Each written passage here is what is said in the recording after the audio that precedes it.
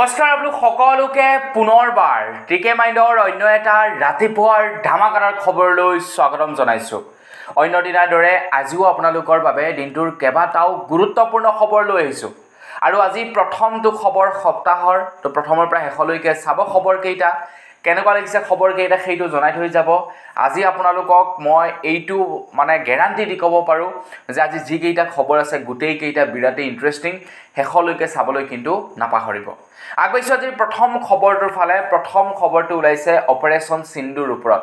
আমাৰ ভাৰতীয় সেনা জোৱানসকলে পাকিস্তানৰ ওপৰত যি নেকি অপাৰেশ্যন সিন্দুৰ অভিযান চলাইছিলে তাৰ ওপৰতেই আজি প্ৰথমটো খবৰ ওলাই পৰিছে। আমাৰ ভাৰতীয় সেনা বাহিনীৰ তৰফৰ পৰা ফাইনেল ষ্টেটমেণ্ট দিছে যে আমাৰ ভাৰতে যি নেকি অপাৰেশ্যন সিন্দুৰ চলাইছিলে অভিযান, সেই অভিযানত পাকিস্তানৰ 5খনকৈ বিমান ধ্বংস কৰিছিলে বুলি জনাইছে। S-400ৰ জৰিয়তে আমাৰ ভাৰতৰ পৰা প্ৰায় 300 কিলোমিটাৰ দূৰৈতে পাকিস্তানৰ সেই বিমানসমূহ ধ্বংস কৰিছিলে বুলি ফাইনেল অফিচিয়েল ষ্টেটমেণ্ট দিছে। ইয়াৰ আগলৈকেতো প্ৰধানমন্ত্ৰী ডাঙৰীয়াই কৈছিলে, আমি নিউজত শুনা পাইছিলোঁ, কিন্তু সেনা বাহিনীৰ তৰফৰ পৰা এয়া ফাইনেল ষ্টেটমেণ্ট আহিছে যে 300 কিলোমিটাৰ দূৰৈত S-400ৰ জৰিয়তে আকাশ মাৰ্গতে বিমানসমূহ ধ্বংস কৰি পেলাইছিল পাকিস্তানৰ বিমান। গতিকে ভাবক আমাৰ ভাৰতৰ হাতত কি সাংঘাতিক বস্তু আছে, S-400 মিছাইল, যিটোৱে নেকি আকাশ মাৰ্গত 300 কিলোমিটাৰ আঁতৰত বাপেকে পাকিস্তানৰ বিমান ধ্বংস কৰিছে। আগবাঢ়িছোঁ ইয়াৰ পাছৰটো খবৰ ফালে। ইয়াৰ পাছৰ খবৰটো অৱশ্যে ওলাইছে ৰেল যাত্ৰীসকলৰ বাবে, যিসকলে নেকি ৰেলত ট্ৰেভেল কৰে তেওঁলোকৰ কাৰণে আজি প্ৰথম খবৰটো ওলাইছে। আপোনালোকে যদি ৰেলত যায়, আপোনালোকৰ মা দেউতা বাই ভনী তেওঁলোকে যদি কেতিয়াবা ৰেলত ঘূৰিবলৈ যায়, তেওঁলোকৰ কাৰণে প্ৰথমটো ভাল খবৰ ওলাই পৰিছে। তো ৰেল বিভাগৰ তৰফৰ পৰা ৰেলৰ টিকটৰ দামটো কিন্তু বঢ়াই দিছিলে। আপোনালোকক মই জনাব বিচাৰোঁ যে আজিৰ পৰা প্ৰায় 1 মাহমান পূৰ্বে ৰেলৰ টিকটৰ দাম যথেষ্ট পৰিমাণৰ বৃদ্ধি কৰিছিলে, কিন্তু এতিয়া ৰেল মন্ত্ৰালয়ৰ ফালৰ পৰা এটা অফাৰ আনিছে আপোনালোক সকলোৰে বাবে। আপুনি যদি কোনো এটা নিৰ্দিষ্ট স্থানৰ পৰা অন্য এটা স্থানলৈ ঘূৰিবলৈ যায় আৰু সেই ঘূৰিবলৈ যোৱা স্থানৰ পৰা ৰিটাৰ্ণ টিকেট যদি আপোনালোকে একেলগতে একেটা সময়তে কৰে, তেনেহ'লে 20% আপোনালোকক টিকটত ৰেহাই প্ৰদান কৰিব। ধৰি লওক আপোনালোকে ডিব্ৰুগড়ৰ পৰা গুৱাহাটীলৈকে ৰেলেৰে যাব আৰু সেই টিকটটো কটাৰ সময়ত আপোনালোকে ৰিটাৰ্ণ টিকেটটোও কাটিলে, তো তেনে অৱস্থাত আপোনালোকক 20% অফাৰ দিব বুলি জনাইছে। মানে যদি 100 টকা লয় 100 টকাত 20 টকা আপোনালোকক ৰেহাই দিব ৰেল মন্ত্ৰালয়ৰ ফালৰ পৰা। আগবাঢ়িছোঁ ইয়াৰ পাছৰ খবৰ ফালে। ইয়াৰ পাছৰ খবৰটো ওলাইছে ৰেল বিভাগৰ ওপৰতে। তো ৰেল বিভাগৰ তৰফৰ পৰা জনাইছে যে এতিয়াৰে পৰা আমাৰ ভাৰতবৰ্ষত 1 মিনিটত প্ৰায় 1 লাখ ৰেল টিকট ক্ৰয় কৰিব পাৰিব বুলি জনাইছে। মানে এতিয়াৰে পৰা আমাৰ ভাৰতীয় ৰেল বিভাগৰ যি পৰ্টেল, সেই পৰ্টেল হেং নামাৰে। এনে নৰ্মেলি কি হয়, আপুনি টিকট কাটিবলৈ ল'ব, কিবা ছাৰ্ভাৰ এৰৰ আহিব, OTP অহাত দেৰি হ'ব, লগ ইন কৰাত দেৰি হ'ব, ধেৰ সমস্যা হয়, আপোনাৰ ছিট কনফাৰ্মেশ্যনত দেৰি হয়। কিন্তু এতিয়াৰে পৰা সেই সমস্যাবিলাকত আপোনালোকে ভুগিব নালাগে। 1 মিনিটত 1 লাখ টিকট ক্ৰয় কৰিব পাৰিব, বা 1 মিনিটত 1 লাখ লোকে একেলগতে টিকট কাটিব পাৰিব। আগতে 25,000 মানুহে টিকট কাটিব পাৰিছিলে, কিন্তু এতিয়া 1 লাখ মানুহে একেলগতে 1 মিনিটত টিকট কাটিব পাৰিব বুলি জনাইছে। আগবাঢ়িছোঁ ইয়াৰ পাছৰটো খবৰ ফালে। ইয়াৰ পাছৰ খবৰটো ওলাই পৰিছে মাহীমাকৰ ওপৰত। সুপ্ৰিম কোৰ্টে মাহীমাকৰ ওপৰত বা মাহীমাকসকলক লৈ এটা নিৰ্দেশনা জাৰি কৰিছে। সুপ্ৰিম কোৰ্টে কৈছে, ধৰি লওক কোনো এগৰাকী ছোৱালী বা কোনো এজন ল'ৰাই যদি ছাৰ্ভিচ কৰে আৰু সেই ছাৰ্ভিচৰ সুবিধা কেৱল নিজৰ মাকেই যে লাভ কৰিব তেনেকুৱা নহয়, মাহীমাকেও কিন্তু সেই ছাৰ্ভিচৰ সকলোবিলাক সুবিধা লাভ কৰিব লাগিব। যেনে পেঞ্চনৰ পৰা ধৰি মেডিকেলৰ পৰা ধৰি সকলোবিলাক ফেচিলিটি মাহীমাকেও লাভ কৰিব লাগিব বুলি জনাইছে সুপ্ৰিম কোৰ্টে। সুপ্ৰিম কোৰ্টে কৈছে যে সেয়া মাহীমাকেই হওক বা নিজৰ মাকেই হওক, সেয়া ডাঙৰ কথা নহয়, কিন্তু পালন পোষণ বা তুলি তালি ডাঙৰ দীঘল কৰিছে কোনে, সেইটো ডাঙৰ কথা। গতিকে নিজৰ মাকে যিখিনি ফেচিলিটি পায়, মাহীমাকেও এতিয়াৰে পৰা সেই ফেচিলিটিসমূহেই লাভ কৰিব ল'ৰা বা ছোৱালীৰ। আগবাঢ়িছোঁ ইয়াৰ পাছৰটো খবৰ ফালে। ইয়াৰ পাছৰ খবৰটো ওলাই পৰিছে কৰ্ণাটকৰ পৰা। খবৰ ওলাই পৰিছে যে বেংগলোৰত এতিয়া হেনো আমাৰ ভাৰতৰ দ্বিতীয়টো সৰ্ববৃহৎ ক্ৰিকেট ষ্টেডিয়াম নিৰ্মাণ কৰিব বুলি জনাইছে। আমাৰ ভাৰতবৰ্ষৰ দ্বিতীয়টো সৰ্ববৃহৎ ক্ৰিকেট ষ্টেডিয়াম, য'ত একেলগতে প্ৰায় 80,000 লোকে ক্ৰিকেট উপভোগ কৰিব পাৰিব একেলগতে ৮০,০০০ লোকে ষ্টেডিয়ামত বহি ক্ৰিকেট উপভোগ কৰিব পাৰিব বুলি জনাইছে আৰু এইটো হ'ব আমাৰ ভাৰতৰ দ্বিতীয়টো সৰ্ববৃহৎ ক্ৰিকেট ষ্টেডিয়াম আগবাইছোঁ ইয়াৰ পাছৰটো খবৰ ফালে খবৰ ওলাই পৰিছে পেট্ৰল আৰু ডিজেলৰ দাম হেনো 10% বৃদ্ধি হ'ব পাৰে বুলি এটা ৰিপৰ্ট ওলাইছে খবৰ লোৱা অনুসৰি ৰাছিয়াৰ সৈতে বৰ্তমান সময়ত প্ৰায়বিলাক দেশে তেলৰ যি চুক্তি আছিলে সেই চুক্তি বৰ্তমান সময়ত তেওঁলোকে ভংগ কৰিছে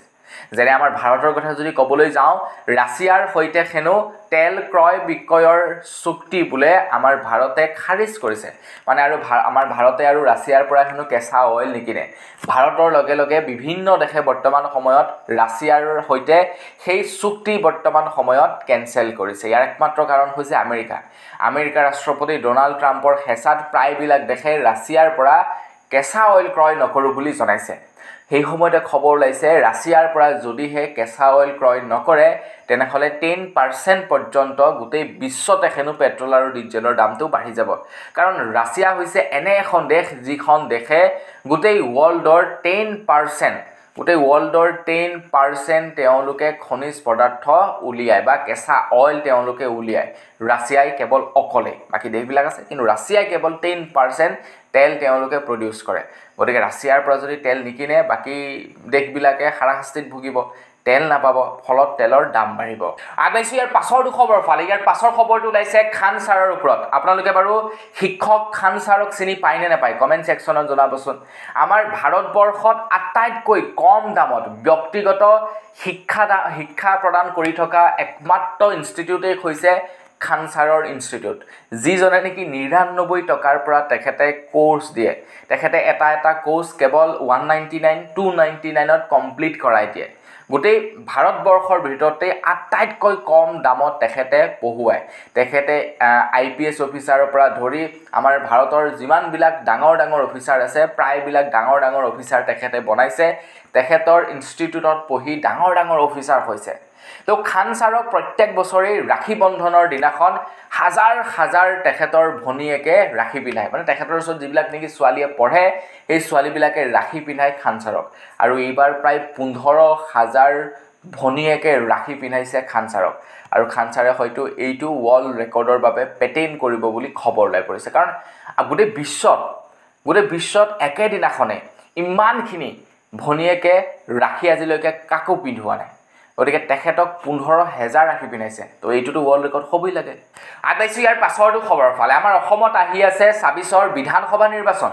অকল অসমেই নহয় বিহাৰতো এতিয়া নিৰ্বাচন হ'বই আৰু বিধানসভা নিৰ্বাচন তো বিধানসভা নিৰ্বাচনৰ পূৰ্বে খবৰ ওলাই পৰিছে নিৰ্বাচন আয়োগে গোটেই ভাৰতবৰ্ষত প্ৰায় 34টা ৰাজনৈতিক দলৰ লাইচেন্স বা ৰাজনৈতিক দলৰ ৰেজিষ্ট্ৰেশ্যন কেনচেল কৰিছে বুলি খবৰ ওলাইছে নিৰ্বাচন আয়োগে কৈছে যে এই ৰাজনৈতিক দলসমূহে 2001 চনৰে পৰা নিষ্ক্ৰিয় হৈ আছে তেওঁলোকে 2001 চনৰ পৰা ক'তো প্ৰাৰ্থিত্ব প্ৰদানো কৰা নাই তেওঁলোকৰ কোনো ধৰণৰ এক্টিভিটি নাই যাৰ বাবে নেকি প্ৰায় 34টাকৈ ৰাজনৈতিক দল বাতিল কৰিছে হেনো ইলেকশ্যন কমিশ্যন ডিপাৰ্টমেণ্টে এটা মানুহে এনেই ইলেকশ্যনত উঠো বুলি ক'লে পাৰ্টি এটা বনাওঁ বুলি ক'লে বনাব নোৱাৰে প্ৰথমতে সেই দলটোক ইলেকশ্যন কমিশ্যন ডিপাৰ্টমেণ্টৰ ওচৰত ৰেজিষ্টাৰ্ড কৰাব লাগিব তাৰ পাছতহে এটা পাৰ্টি বনাব পাৰে ঠিক তেনেকুৱা প্ৰায় 34টা পাৰ্টি বাতিল কৰিছে আগবাইছোঁ ইয়াৰ পাছৰটো খবৰ ফালে আমাৰ অসমত এতিয়া দিয়া হ'ব অস্ত্ৰৰ অনুজ্ঞাপত্ৰ মানে বন্ধুকৰ অনুজ্ঞাপত্ৰ দিব ডাইৰেক্টলি ক'বলৈ গ'লে বন্ধুকৰ লাইচেন্স প্ৰদান কৰিব আমাৰ অসমৰ যিসকল নেকি খিলঞ্জীয়া আছে যিসকল লোকৰ নেকি 3টা প্ৰজন্ম আমাৰ অসমতে বাস কৰা তেওঁলোকক বন্ধুকৰ লাইচেন্স প্ৰদান কৰিব তো সেই সময়তে আমাৰ অসমৰ বিভিন্নজন লোকে অস্ত্ৰৰ অনুজ্ঞাপত্ৰক লৈ প্ৰতিবাদ সাব্যস্ত কৰিছে যে অস্ত্ৰ কিয় দৰকাৰ আৰু আমিও কওঁ অস্ত্ৰ কিয় দৰকাৰ নাই অস্ত্ৰ যদি মানুহক দি দিয়া যায় মানুহবিলাক হিংসুক হ'ব মানুহক মাৰিবৰ কাৰণে ভয় নকৰিব মানে বৰ বেয়া পৰিস্থিতি হ'বগৈ আমাৰ অসমত ভাবক চৰকাৰে খুদ নিজেই অনুজ্ঞাপত্ৰ দি দিছে হাতত গোটাই হয়নে নহয় আগতে যদি কোনো এজন লোকে অস্ত্ৰ হাতত তুলি ল'লেহেঁতেন তেখেতক এৰেষ্ট কৰিলেহেঁতেন কিন্তু চৰকাৰে এতিয়া নিজেই অনুজ্ঞাপত্ৰ দি দিছে অস্ত্ৰ ল'বৰ কাৰণে হাতত বন্ধুক ল'বৰ কাৰণে ইমানেই আমাৰ অসমীয়াৰ বেয়া পৰিস্থিতি হৈছেগৈ তো সেই সময়তে যেতিয়া সববিলাক জাতীয় সংগঠনৰ পৰা ধৰি প্ৰায় সংখ্যক লোকে এই ঘটনাটোৰ বিৰোধিতা কৰিছে তেতিয়া মন্ত্ৰী হিমন্ত বিশ্ব শৰ্মাদেৱে কৈছে যে যেতিয়া নেকি লাখ মুছলমানৰ মাজত বা বিশেষ জাতিৰ মাজত যেতিয়া 100-200 হিন্দু মানুহ থাকিব বা 100-200 অসমীয়া মানুহ থাকিব তো তেওঁলোকে বাচি থাকিবৰ কাৰণে অস্ত্ৰৰ প্ৰয়োজন হ'ব আৰু সেইবাবেই খিলঞ্জীয়াসকলক অস্ত্ৰ হেনো দিয়া হ'ব আগবাইছো ইয়াৰ পাছৰটো খবৰ ফালে ইয়াৰ পাছৰ খবৰটো ওলাইছে চুতীয়া জনগোষ্ঠীৰ ওপৰত আপুনি বাৰু চুতীয়া জনগোষ্ঠীৰ মানুহ নেকি কমেন্ট সেকশনত জনাবচোন তো চুতীয়া জনগোষ্ঠীৰ বাবে এটা ভাল খবৰ ওলাইছে চুতীয়া জনগোষ্ঠীৰ বিকাশৰ বাবে অসম চৰকাৰে এটা বিশেষ পদক্ষেপ হাতত লোৱা দেখিবলৈ পোৱা গৈছে মুখ্যমন্ত্ৰী ডাঙৰীয়াই জনাইছে যে সৰু পথাৰত ৰাণী সতী সাধিনীৰ সুবিশাল প্ৰতিমূৰ্তি নিৰ্মাণ কৰিব বুলি জনাইছে তাৰ লগে লগে সামগ্ৰিকভাৱে 2022 আৰু 2023 বিত্তীয় বৰ্ষৰ পৰা মুঠ 77.16 কোটি টকাৰ বিত্তীয় অনুদান আগবঢ়াব বুলি জনাইছে তাৰ লগতে বিৰংগনা সতী সাধিনীৰ ৰাজ্যিক বিশ্ববিদ্যালয় স্থাপন কৰা হ'ব বুলি জনাইছে আৰু সেইখিনিতে জনাইছে উচ্চ শিক্ষানুষ্ঠানত সংৰক্ষিত আসন বৃদ্ধি কৰিব বুলি জনাইছে ৰাজ্যিক বিশ্ববিদ্যালয়ত 18খন পলিটেকনিকত 9খন আৰু অভিযান্ত্ৰিক প্ৰতিষ্ঠানসমূহত 32খনকৈ আসন বৃদ্ধি কৰিব হেনো চুতীয়া জনগোষ্ঠীৰ বাবে আমাৰ অসমত মানে ৰিজাৰ্ভেশন বৃদ্ধি কৰিব যাতে চুতীয়া জনগোষ্ঠীটো অকণমান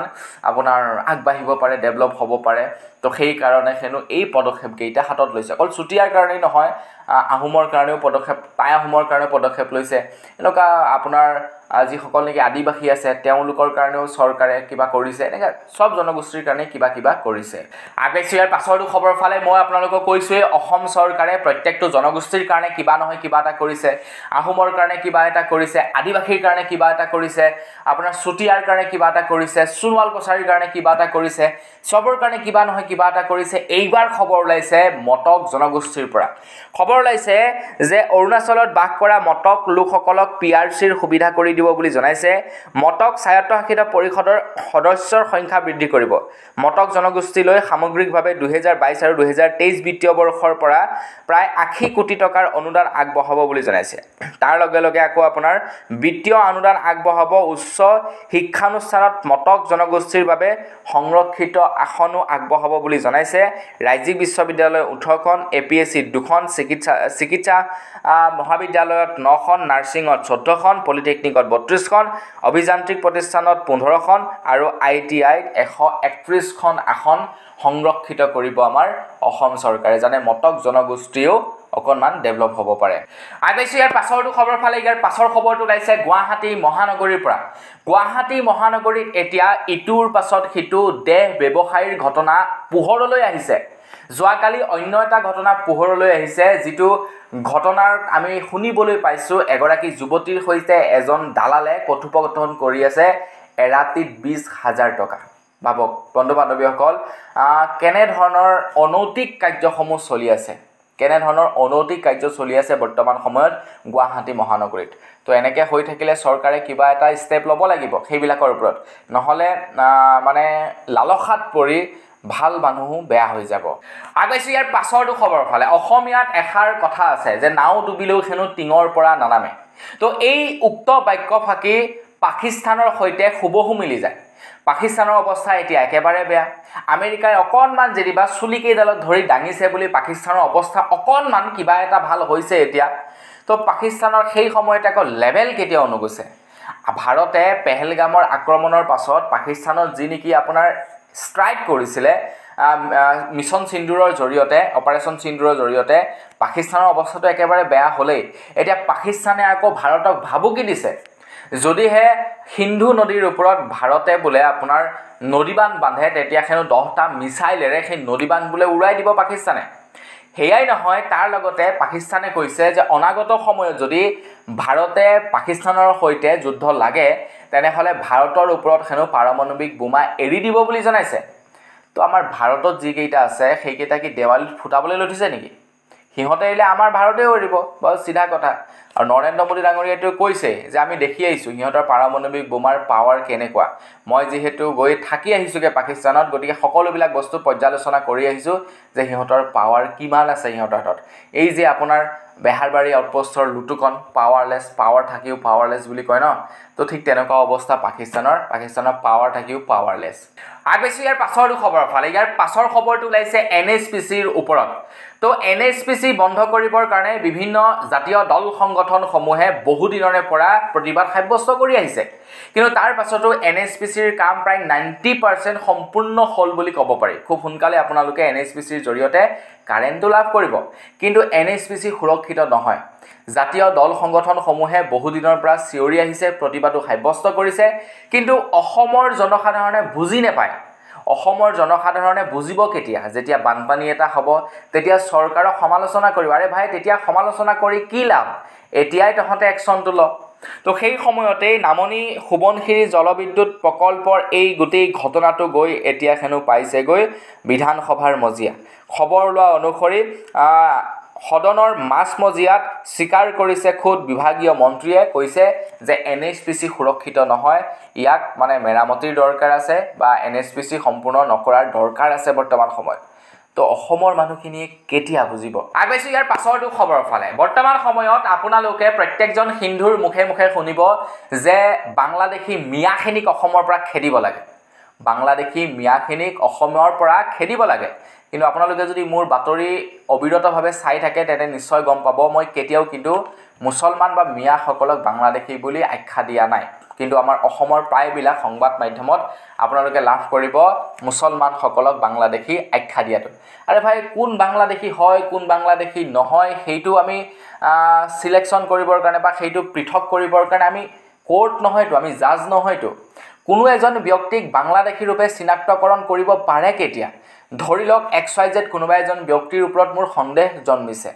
যদি সন্দেহ জন্মিছে তেখেতৰ এগেইনষ্টত মই FIR ৰুজু কৰিব পাৰো যে এইজনৰ ওপৰত মোৰ সন্দেহ জন্মিছে তেখেত বাংলাদেশী হ'ব পাৰে তাৰ পাছত পুলিচে তেখেতৰ কাগজ পাতিবিলাক ইনভেষ্টিগেশ্যন কৰিব যে তেখেত এজন ভাৰতীয় মূলৰ মানুহ হয় নে নহয় যদি নহয় তেতিয়া সেই কেছটো আপোনাৰ ওপৰলৈ যাব তাৰ পাছত সুপ্ৰিম কোৰ্টে নিৰ্ধাৰণ কৰিব যে তেখেত বাংলাদেশী হয় নে নহয় তেতিয়াহে আমি তেখেতক বাংলাদেশী বুলি ক'ব পাৰিম কিন্তু বৰ্তমান য'ত উচ্ছেদ অভিযান চলিছে দ্যাট মিন্স মানুহে ভাল পাইছে যে সেইখিনি মুছলমান বাংলাদেশী গতিকে সেইখিনি উচ্ছেদ কৰাটো দৰকাৰ কিন্তু তেনেকুৱা কথা নহয় আমাৰ অসমত য'ত উচ্ছেদ চলিছে যদি তাত গোটেইখিনি বাংলাদেশী আছে তেওঁলোকক ডাইৰেক্টলি আমাৰ ভাৰত পাৰ কৰি পঠিয়াই দিয়া নাই কিয় তো সেই সময়তে জ্যেষ্ঠ অধিবক্তা নেকুবুৰ জামানে কৈছে যে মিয়া খেদিবলৈ তেওঁলোকৰ কোনো সাংবিধানিক অধিকাৰ নাই কাৰোবাক বাংলাদেশী বুলি সন্দেহ কৰিলে পুলিচ প্ৰশাসনৰ জৰিয়তে কাগজপত্ৰ পৰীক্ষা কৰি তেওঁলোকক পঠিয়াই দিব পাৰে আৰু তেওঁলোকক এঠাইৰ পৰা আন এঠাইলৈ নহয় একেবাৰে পঠিয়াই দিয়াৰ ব্যৱস্থা কৰিব লাগে বুলি জনাইছে মানে কোনো এজন লোক যদি বাংলাদেশী ৰূপী চিনাক্ত হ'ল তেনেহ'লে তেখেতক ডাইৰেক্টলি নি বাংলাদেশত এৰি থৈ আহিব লাগে তো তেখেতক এঠাইৰ পৰা আন এঠাইত নি কৰ্মসংস্থাপন নিদিয়ে বা তেখেতক লোকক সংস্থাপন নিদিয়ে তো চৰকাৰেতো সেইটোৱে কৰিছে উচ্ছেদ কৰাৰ পাছত তেওঁলোকক সংস্থাপনৰ ব্যৱস্থা কৰি দিম বুলি কৈছে গতিকে তেনে অৱস্থাত তেওঁলোক বাংলাদেশী কেনেকৈ হ'ল আগবাইছো ইয়াৰ পাছৰটো খবৰ ফালে ইয়াৰ পাছৰ খবৰটো ওলাইছে RSSৰ মুৰব্বী মোহন ভাগৱতৰ ওপৰত মোহন ভাগৱতে কৈছে যে আমাৰ ভাৰতবৰ্ষৰ শিক্ষা ব্যৱস্থাটো পূৰ্বতকৈ বহুত বেয়া হৈছে ভাৰতৰ শিক্ষা ব্যৱস্থা উন্নত কৰাৰ দৰকাৰ আছে মোহন ভাগৱতে কৈছে স্বাস্থ্য আৰু শিক্ষা অতি গুৰুত্বপূৰ্ণ আমাৰ ভাৰতবাসীৰ কাৰণে পূৰ্বতে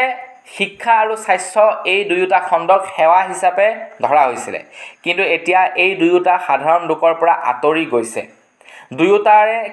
দুয়োটা বৰ্তমান সময়ত ব্যৱসায়ীকৰণ হৈছে ইয়াৰ ব্যয় কৰিব পৰাকৈ সাধাৰণ লোকৰ আৰ্থিক ক্ষমতা নাই আৰু সেইবাবে আমাৰ ভাৰতৰ শিক্ষা আৰু স্বাস্থ্য এই দুয়োটা খণ্ডত চেঞ্জেছ কৰাৰ দৰকাৰ আছে বুলি জনাইছে RSSৰ মুৰব্বী মোহন ভাগৱতে মানে তেওঁলোকেও বিজেপি কাম হয়তো বা কাম কাজসমূহ বৰ বিশেষ ভাল পোৱা নাই আগবাইছে ইয়াৰ পাছৰটো খবৰ ফালে ইয়াৰ পাছৰ খবৰটো ওলাই পৰিছে বিহাৰৰ পৰা খবৰ ওলাই পৰিছে দৈনিক ভাস্কৰে এটা তথ্য দাঙি ধৰিছে কৈছে যে বিহাৰৰ মুজাফপুৰত হেনো একেটা ঠিকনাতে প্ৰায় 269 গৰাকী আৰু জামুইত প্ৰায় 247 গৰাকী ভোটাৰৰ ভুৱা তথ্য পোৱা গৈছে বুলি জনাইছে এই তথ্য মই দিয়া নাই এই তথ্য দিছে দৈনিক ভাস্কৰে তো ৰাহুল গান্ধীয়ে যি নেকি ইলেকশ্যন কমিশ্যনৰ ওপৰত এলিগেশ্যন লগাইছিলে তো সেয়া কিমান দূৰ সত্য নাজানো কিন্তু বিহাৰত তেনেকুৱা ধেৰ ঘটনা প্ৰকৃতাৰ্থত ওলাই পৰিছে আগবাইছো ইয়াৰ পাছৰ খবৰ ফালে ইয়াৰ পাছৰ খবৰটো ওলাইছে কংগ্ৰেছ পাৰ্টিৰ ওপৰত আহি আছে বিধানসভা নিৰ্বাচনৰ পূৰ্বে কংগ্ৰেছ পাৰ্টিৰ তৰফৰ পৰা কেইবাটাও আপোনালোকৰ কাৰণে প্ৰতিশ্ৰুতি দিছে তাৰ পূৰ্বে গৌৰৱ গগৈয়ে কৈছে যে তেখেতৰ দেউতাক অৰ্থাৎ তৰুণ গগৈয়ে 15 বছৰ মুখ্যমন্ত্ৰী আছিল আৰু লগতে তেখেতে 2 বছৰ কেবিনেট মিনিষ্ট্ৰীও আছিল কেন্দ্ৰীয় মিনিষ্ট্ৰী আছিলে, কিন্তু তাৰ পাছতো দেশৰ সৰ্ববৃহৎ ধনী মুখ্যমন্ত্ৰীৰ তালিকাত তৰুণ গগৈৰ নামটো নাই। তৰুণ গগৈৰ নামটো 15 বছৰ অবিৰতভাৱে মুখ্যমন্ত্ৰী হৈ থকাৰ পাছতো তেখেতৰ নামটো হেনো ভাৰতৰ সৰ্ববৃহৎ ধনী মুখ্যমন্ত্ৰীৰ তালিকাত নাই বুলি জনাইছে গৌৰৱ গগৈ। ইয়াৰ পৰা এইটোৱে বুজিব পাৰি যে তৰুণ গগৈ ডাঙৰীয়াই আপোনাৰ বেআইনীভাৱে টকা ঘটা নাছিলে। তো সেইটো বাৰু বাদ দিছোঁ, এতিয়া আগবাঢ়িছোঁ আপোনালোকক জনাবৰ কাৰণে যে কংগ্ৰেছৰ ফালৰ পৰা কেনেকুৱা প্ৰস্তুতি দিছে। গৌৰৱ গগৈয়ে কৈছে যে বৰ্তমান সময়ত অসমৰ গাঁৱে ভূঞে স্কুলসমূহ বন্ধ কৰি মদৰ দোকান খুলিছে, কিন্তু কংগ্ৰেছ পাৰ্টি আহিলে সেই মদৰ দোকানসমূহ বন্ধ কৰি স্কুল খুলিব। আৰু এই কথা জনাইছে গৌৰৱ গগৈৰ তৰফৰ পৰা। বহুতো এনেকুৱা প্ৰতিশ্ৰুতি দিছে, সেইবিলাকৰ বিষয়ে পূৰ্বতেও আপোনালোকক জনাইছোঁ। ভাবিলোঁ আজিও আপোনালোকক এটা যিহেতু খবৰ ওলাইছে সেইবাবে জনাই থৈ যাওঁ। আগবাঢ়িছোঁ ইয়াৰ পাছৰটো খবৰ ফালে। ইয়াৰ পাছৰ খবৰটো ওলাইছে পাকিস্তানৰ ওপৰত। পাকিস্তানে আমাৰ ভাৰতীয় বিমানৰ বাবে আকাশ মাৰ্গ বন্ধ কৰি দিলে। মানে ভাৰতীয় বিমান পাকিস্তানৰ আকাশ মাৰ্গেৰে আহিব নোৱাৰিব, এইটো ৰেষ্ট্ৰিকশ্যন লগাই দিলে পেহেলগামৰ এটেকৰ পাছতেই। কিন্তু আপোনালোকে বাৰু জানেনে পাকিস্তানৰ কিমান লোকচান হৈছে? খবৰ লোৱা অনুসৰি মাত্ৰ দুমাহত 127 কোটি টকাৰ লোকচান হৈছে পাকিস্তানৰ, কেৱল ভাৰতৰ আকাশ মাৰ্গ বন্ধ কৰি দিয়াৰ কাৰণে। মানে ভাৰতৰ বিমানৰ বাবে পাকিস্তানে আকাশ মাৰ্গ বন্ধ কৰি দিয়াৰ বাবে। ভাৰতৰ এটা অৰা আছে না, এতিয়া ভাৰতৰ এটা জালোৱা আছে এতিয়া। আগবাঢ়িছোঁ ইয়াৰ পাছৰটো খবৰৰ ফালে। আকৌ এবাৰ বিদেশত নাম উজলালে এগৰাকী অসমৰ ছোৱালীয়ে। খবৰ ওলাইছে অক্সফৰ্ড বিশ্ববিদ্যালয়ৰ পৰা সংস্কৃত বিষয়ত স্নাতক ডিগ্ৰী লাভ কৰা প্ৰথমগৰাকী অসমীয়া হিচাপে পৰিগণিত হৈছে অৰণী এছ হাজৰিকা। অৰণী জ্যেষ্ঠ সাংবাদিক পাৰ্থপ্ৰতিম হাজৰিকা আৰু ফেংচুই বাস্তু পৰামৰ্শদাতা সুদক্ষিণা ভূঞাৰ কন্যা বুলি জনাইছে। তো আমাৰ অসমীয়া হিচাপে প্ৰাউড কৰিছোঁ, এগৰাকী অসমীয়াই প্ৰথমবাৰৰ বাবে স্নাতকোত্তৰ ডিগ্ৰী লাভ কৰিছে অক্সফৰ্ড ইউনিভাৰ্চিটিৰ পৰা। আমাৰ তৰফৰ পৰা শুভেচ্ছা জনাই আজিৰ খবৰ এইখিনিতে সামৰণি মাৰিছোঁ। যদি খবৰকেইটা আপোনালোকৰ ভাল লাগিলে লাইক এটা কৰিব, চেনেলটো ছাবস্ক্ৰাইব কৰা নাই ছাবস্ক্ৰাইবটো কৰি ল'ব। পুনৰ লগ পোৱাৰ সাজলৈ বিদায় মাগিছোঁ। ধন্যবাদ। জয় অসম।